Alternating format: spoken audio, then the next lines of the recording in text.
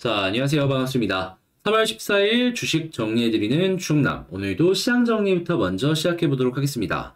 일단 뉴욕 증시는 금융 시스템 우려가 이어졌지만 안전자산 선호 심리로 인해서 이 국채금리가 급락세를 보인 영향으로 기술주들이 반등하며 혼조세로 장을 마감하였습니다. 현재 이 실리콘밸리발 사태가 엄청나게 시장에 악영향을 미치고 있죠. 미국 내에서도 은행주들이 상당히 흔들리는 모습을 보여주고 있는데요. 그런데 저는 이렇게 안 좋은 상황에서도 야, 이렇게 안 좋은 부분을 지나면은 반등이 좀 길어질 수도 있겠는데 라고 생각이 드는 좋은 부분도 보여진다, 이렇게 말씀드리고 싶거든요. 어떤 부분 때문인지를 좀 말씀을 드리도록 하자면, 자, 지금 은행이라는 게 결국에는 신뢰랑 연결이 됐다 보니까 사람들이 굉장히 심적인 동요가 커집니다. 그러면 안전자산으로 일단 돈을 옮겨 놓으려는 움직임이 굉장히 커질 수 있어요. 그랬을 때 금이나 뭐 채권이나 이런 쪽이 떠오를 수밖에 없겠죠.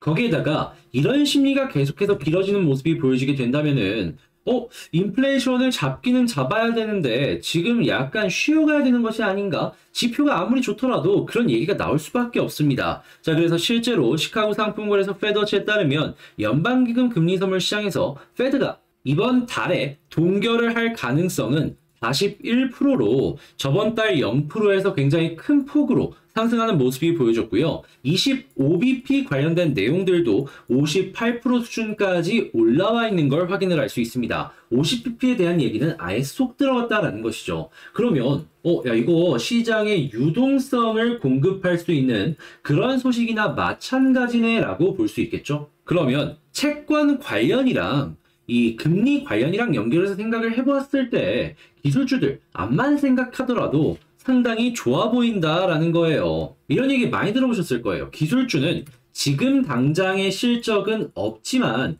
미래의 가치를 가지고 오는 거라고. 그런데 미래의 가치를 가지고 오기 위해서 뭐가 필요합니까? 당연히 시장에 돈이 더 많이 있어야지 훨씬 더 많이 끌고 올 수 있는 거잖아요. 그런데 계속해서 금리를 인상하면은 유동성이 떨어집니다. 근데 그 부분이 조금 숨통이 트인 거예요. 그리고 경제를 살리기 위한 중국이나 한국의 입장에서도 계속 금리를 이제 올리는 걸 따라가지 않아도 되는 기회가 생겼기 때문에 야, 지금이라도 조금이라도 경제를 회복시켜야겠다라는 타이밍을 잡을 것이고요. 실제 중국 같은 경우에는 이러한 흐름에 맞춰가지고 중국 증시의 부양까지도 이야기를 하고 있습니다. 위안화의 가치에 대한 이야기들도 굉장히 공격적으로 발언하는 걸 확인을 할 수가 있죠. 자, 그러면 이제 한국 쪽은 어떤 걸 생각을 해야 될까? 요걸 꼽아봐야 되는데, 일단 반도체 섹터의 비중이 상당히 높은 게 한국이란 말이죠. 자, 그러다 보니까 TSMC나 아니면 삼성전자의 매출을 굉장히 집중적으로 봐야 되는데, TSMC가 갑작스럽게 2월 달에 매출 사상 최대치를 얘기를 하면서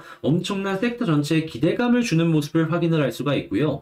자, 삼성 역시 여기에 연결이 된다면 한국의 반도체 섹터 전체적으로 긍정적인 흐름을 줄 것이다 라고 볼 수 있습니다. 기술주 성장주이기 때문에 시장의 흐름과도 연결이 된다라고 볼 수 있죠. 그리고 기술주에는 이런 것만 있는 게 아니죠. 한국에서 최근에 가장 떠오르는 쪽이 뭔가 싶으면은 2차전지 그리고 폐배터리 당연히 생각이 날 것이고요. 수소 역시도 정부 지원 하에 당연히 떠오를 것이고, 그리고 메타버스나 그 이외에도 제약바이오 등등등등 다양한 이 미래에 대한 가치를 시장에 인증한 이러한 기업들이 다시 한번 단기적으로나마 반등할 수 있는 기회를 가질 수 있을 것이다 라고 생각을 합니다. 물론 지금 국내 증시가 많이 안 좋다 보니까 이 부분을 지나간 다음이다 라는 걸 생각을 해야 되긴 하지만, 이 다음이 없는 거랑 다음이 있는 거랑은 향후에 우리가 취할 수 있는 전략 자체가 달라지잖아요. 그런 부분으로 놓고 봤을 때에는 비교적 편안하게 보기가 아주 좋아 보인다라는 것이죠.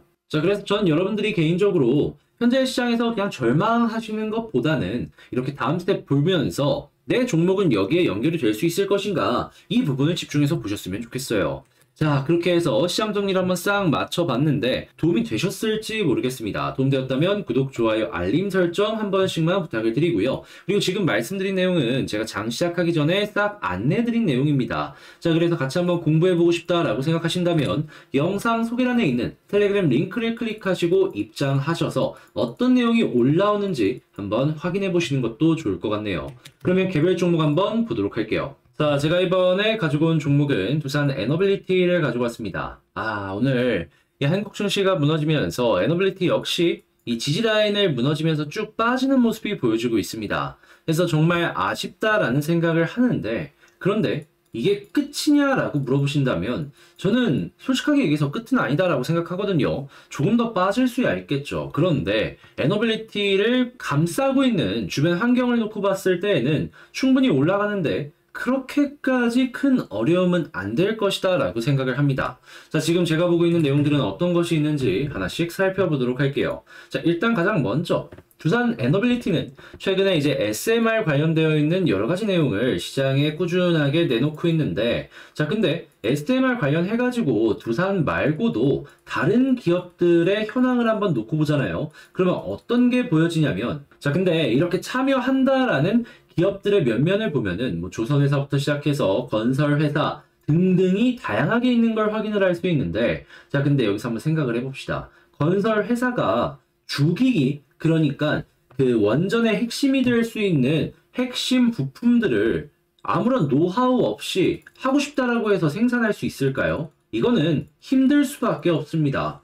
기술력이 없는데 이렇게 진입장벽이 높은 섹터에 그냥 들어가고 싶다라고 해서 들어가는 건 거의 불가능하다라는 것이죠. 그러면 그들이 그렇게 원전으로 보면은 그 주변에 콘크리트 벽이라고 해야 될까요? 이제 외관이 있다면 그걸 만드는 거고, 내부에 있는 핵심 주기 같은 경우에는 외부의 기업에서 사오든가 아니면 협력을 통해서 수익을 쉐어한다든가 그런 쪽으로 간다라고 해석을 해볼 수가 있겠죠. 자, 그런데 그런 기업들이 어디 걸 사용을 하겠습니까? 특히 한국 기업이라면 두산에 일단 손을 내밀 가능성이 상당히 높다. 전 이걸 핵심이라고 생각을 합니다. 그리고 이러한 흐름은 한국뿐만 아니라 전 세계에서 보여지고 있고, 두산은 전 세계적으로도 높은 점유율을 확보하고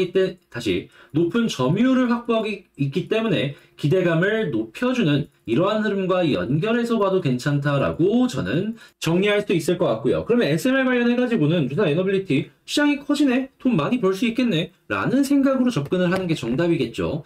후속 뉴스가 많이 안 나온다라고 해서 걱정할 필요는 안 보여진다라는 겁니다. 자, 그리고 그나마 지금 걸고 넘어지는 게 수소, 액화수소 만들긴 만드는데 팔 데가 없다, 뭐 이런 얘기들 들려오고 있는 거거든요. 일단 만들기만 하면은 생태계를 구성할 수 있는 여러 가지 구간들 같은 경우에는, 그리고 가장 먼저 할 수 있는 것 중에 하나가 발전 쪽이거든요. 자, 근데 이 발전 같은 경우엔 두산 또 어떤 식으로 연결이 되죠? 두산 에너빌리티, 가스랑 수소랑 혼수하는 부분이 있죠. 그리고 자회사인 퓨얼셀 같은 경우에는 수소 연료 전지가 있습니다. 뭐가 됐든지 간에 이걸 맞추려는 움직임이 정부의 지원 차원으로 보여지기 시작을 하게 된다면은 에너빌리티 입장에서는 실적이 올라가는 소식이다 보니까 이 내용 자체가 우리는 좋네? 이렇게 평가하기가 좋은 겁니다. 그러면 일단 나오는 소식 자체가 매우 긍정적이다라고 생각을 하면서 연결해서 볼 수가 있는 것이죠. 자, 그때 수급을 한번 연결해서 보도록 할게요. 어떤 모습이 보여지고 있죠? 최근에 계속 올라갔을 때 외국인이랑 기관이랑 꾸준하게 매집을 했습니다. 자, 그런데 오늘 시장이 무너져서 빠진 거죠. 근데 이 사람들 오늘 이렇게 빠진다라고 해서 매수한 물량 전부 다 매도했을까요? 일부는 매도를 했겠죠. 하지만 전부는 아닐 겁니다. 그럼 대부분의 물량은 아직도 쥐고 있다라는 것이고, 이거 어느 정도 안정세만 보여지게 된다면은 수급 다시 연결될 가능성이 큰 상황이겠네 생각해 볼 수 있겠죠. 그리고 기술주 말씀드렸잖아요. 미국에서는 지금 기술주들이 다시금 떠오르는 모습을 보여주고 있다고. 에너빌리티 역시 기술주 플러스 성장주이기 때문에 이런 부분에 수혜를 받을 수가 있는 것이죠. 그러면 이거 빨간불 다시 돌아올 때까지는 시간이 조금 걸리긴 하겠지만 현재 물렸다면은 떨어진다라고 해서 손절할 필요가 없는 것이고, 만약에 추가로 매수를 생각을 하신다면 빨간불 들어왔을 때 그때부터 차근차근 들어가시면 되는 겁니다. 그러면 어느 순간 다시금 최근에 있었던 이 저항 라인을 돌파해주는 움직임이 저는 나올 것이다 라고 생각을 하거든요. 자, 그랬을 때 차트를 한번 놓고 보자면 어떤 그림이 보여지나요? 일단 제일 먼저 최근에 이 수렴이 하나가 있었죠. 그런 다음에 발단이 위쪽으로 단기적으로 나오긴 했습니다. 그런데 이제 너무나도 이제 큰 상승은 아니기 때문에 조금만 더 갔으면 좋겠다라는 아쉬움은 있지만, 그래도 완벽하게 이 수렴에서 발산 그리고 이 위쪽에 있는 저항선 아래로 완벽하게 이탈하거나 그런 것도 아닙니다. 아래 이평선 보시면은 정비열 이쁘게 깔리기 시작을 했잖아요. 그러면 이 라인들 이탈을 안 한다면 이 부분도 이 두산 에너빌리티의 가격의 형성에 도움이 될 것이다 라는 겁니다. 그래서 만약에 저는 빠지게 된다면 가장 좋은 건 21선 위에서 횡보하는 것이지만 이 아래로 이탈이 없다면 굳이 손절은 불필요하다라고 생각을 해요. 자, 그러면 지지를 해준다면 이제 어떻게 봐야 될까요? 다시금 올라가는 모습이 보여졌을 때 241선을 얼만큼 빠르게 수월하게 올라갈 수 있을지 이거를 핵심 포인트로 보시면 좋을 것 같고요. 여기를 돌파한다면 481선, 여기마저 돌파하게 된다면 저는 2만원 아래까지 노려보시면 좋을 것 같습니다. 일단 지지라인은 여기 16,000원까지 이탈 안 한다면 굳이 손절할 필요는 없어요.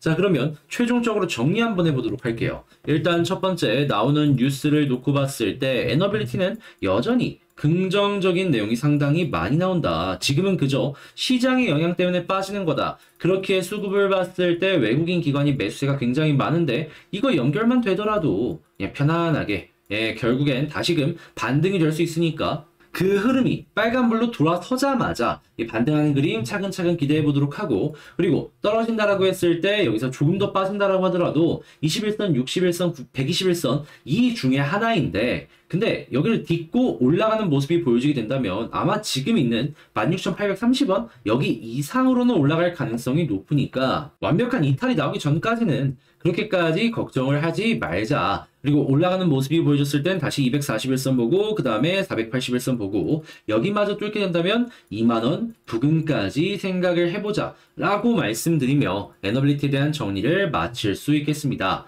자, 한번 쭉 봤는데 여러분들께 도움이 되었으면 좋겠습니다. 오늘 이제 떨어지는 모습 때문에 힘드신 분들도 많을 거라고 생각을 하는데 제 입장에서는 그냥 그렇게까지 흔들릴 필요는 없다라고 생각을 하거든요. 다시금 반등할 수 있는 기회는 충분히 올 거니까. 제가 다음 영상을 통해서도 그 시점에 대해서 같이 고민을 해보는 시간을 갖도록 할 테니까 많은 도움 얻어가셨으면 좋겠고요. 자, 그럼 전 여기서 두산 에너빌리티에 대한 영상 마치도록 하겠습니다.